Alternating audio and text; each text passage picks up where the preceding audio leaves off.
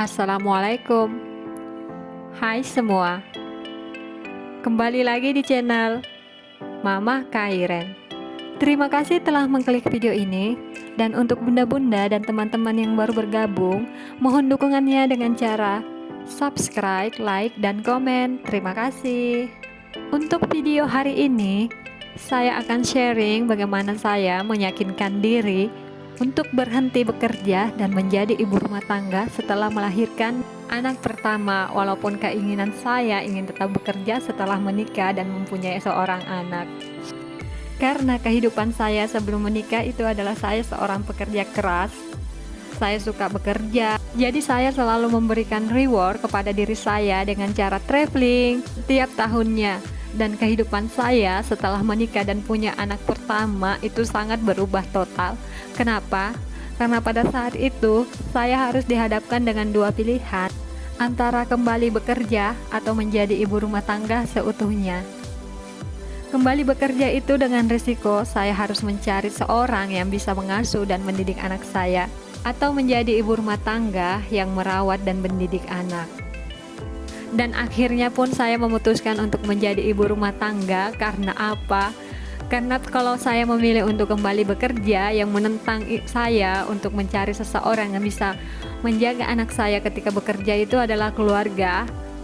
1 bulan awal saya menjadi ibu rumah tangga itu sangat butuh waktu ya untuk menerima semuanya. Karena apa?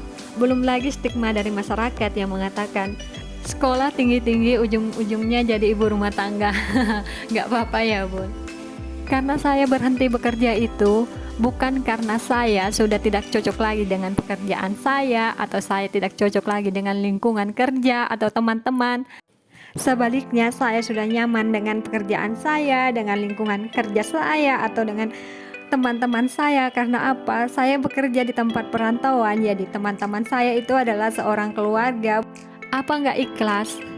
Kalau berbicara tentang ikhlas, di mulut itu iya ikhlas, tetapi kalau sudah soal hati, belum sepenuhnya ikhlas ya bun. Melepaskan pekerjaan saya itu sangat sulit, apalagi menjadi ibu rumah tangga seutuhnya.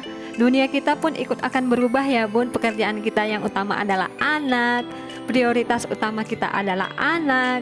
Kalau dibilang stres, iya pernah mengalami yang namanya stres, yang dimana bukan cuma urusan saya harus melepaskan pekerjaan saya, tetapi dimana saya harus mengurus anak pertama itu sendiri. Karena hidup di perantauan, keluarga jauh, orang tua jauh, jadi kita harus benar-benar mandiri ya bun.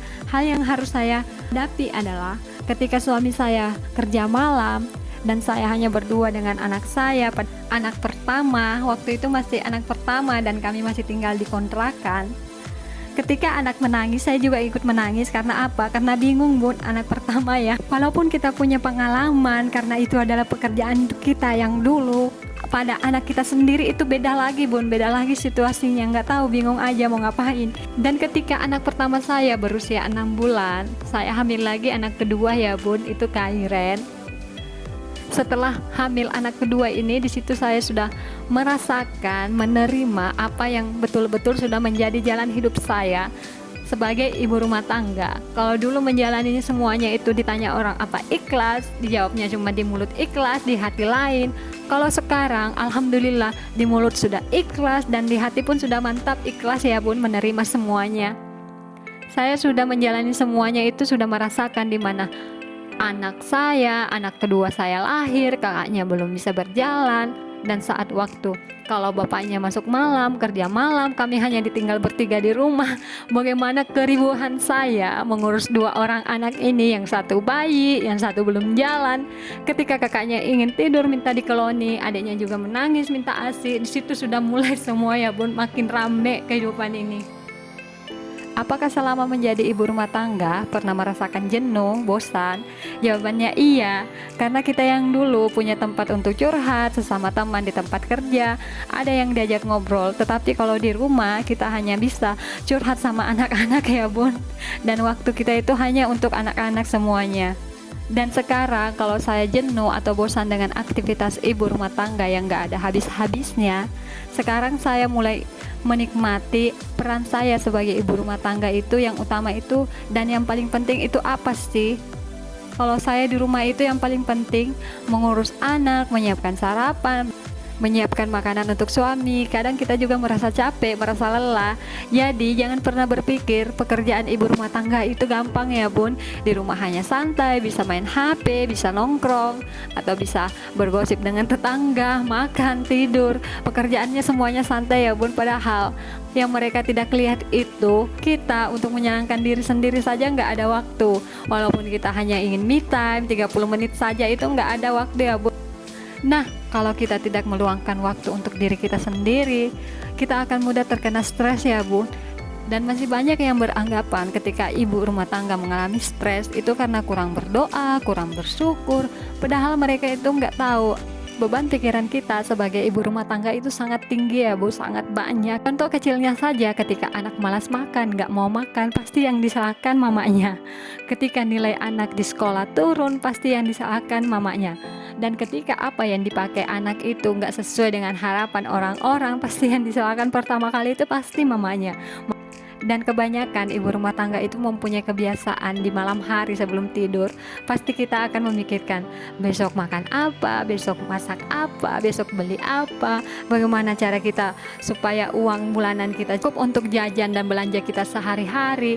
Semuanya itu diatur oleh kita sebagai ibu rumah tangga. Nah, untuk bunda-bunda jangan patah semangat ya sebagai ibu rumah tangga. Terkadang kehidupan kita selalu dibanding-bandingkan dengan kehidupan orang lain yang mempunyai kerjaan. Selalu mengatakan bahwa ibu yang di rumah itu nggak ada kerjaan, Bu. Dan ada juga yang mengatakan kurang produktif, hanya melakukan aktivitas itu saja dalam sehari-hari, aktivitas yang sangat mudah, sangat gampang. Padahal tanpa mereka ketahui, tanpa mereka sadari, ketika mereka mengatakan hal yang seperti itu kepada kita, kepada saya pribadi ibu rumah tangga, itu akan merusak mental saya, mengganggu mental saya.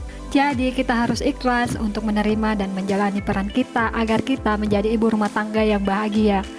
Kebahagiaan seorang ibu rumah tangga itu berbeda-beda ya bun. Ada yang hanya melihat anaknya lahap makan, anaknya sehat, semuanya berjalan dengan lancar.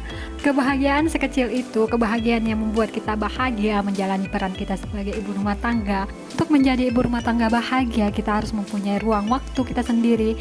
Dan semua itu harus ada peran serta seorang suami yang memberikan kita ruang waktu. Walaupun hanya dalam sehari itu kita punya waktu untuk diri kita sendiri sebanyak 30 menit, itu nggak apa-apa ya bun, nggak masalah. Sekali lagi, video ini yang saya buat hanya untuk sharing karena ini adalah real kehidupan pribadi saya, di mana saya pernah mengambil keputusan untuk menjadi ibu rumah tangga. Dan video ini sedikit pun gak ada untuk menyinggung pihak lain atau ibu-ibu yang lain, karena semua ibu pasti ingin memberikan yang terbaik buat anaknya. Dan apapun yang kita lakukan, semoga kita semua menjadi ibu rumah tangga yang bahagia. Video kali ini cukup sampai di sini. Terima kasih yang telah menonton video ini dari awal sampai akhir. Sampai jumpa di video selanjutnya. Assalamualaikum.